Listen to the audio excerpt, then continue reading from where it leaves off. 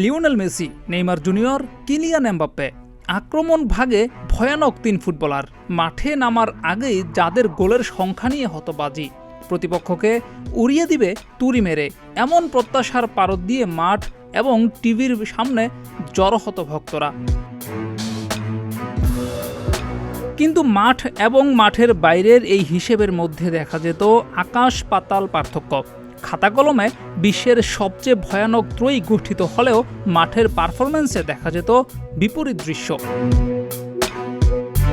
অধিক সন্ন্যাসীতে গাজন নষ্ট, এই যখন অবস্থা, তখন পিএসজি তাদের সকল সুপারস্টারকেই ছেড়ে দেয়, আর তাতেই যেন ভয়ানক পিএসজি হয়ে গেল শিরোপার দাবিদার।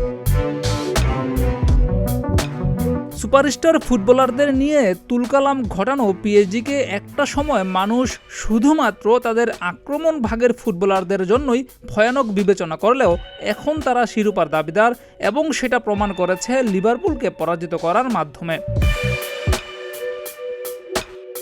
এবারের আসরে অন্যতম হট ফেভারিট লিভারপুলকে দ্বিতীয় রাউন্ডেই বিদায় করে দিয়েছে পিএসজি।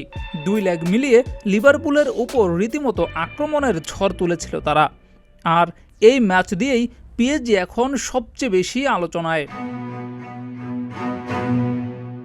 যখন সুপার ফুটবলাররা ছিল পিএসজিতে, তখনও পিএসজিকে বড় দলগুলোর বিপক্ষে এমন দানবীয় রূপে দেখা যায়নি। সেই দানবীয় রূপের দেখা মিলল এবার, সেটাও সুপারস্টার ফুটবলারদের ছাড়াই। সেই দানবীয় রূপটাই আরও একবার অ্যাস্টন ভিলার বিপক্ষে দেখার অপেক্ষায় ফুটবল বিশ্ব।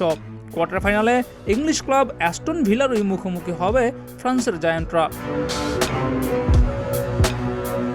জিয়াউর রহমান, প্রতিদিনের বাংলাদেশ।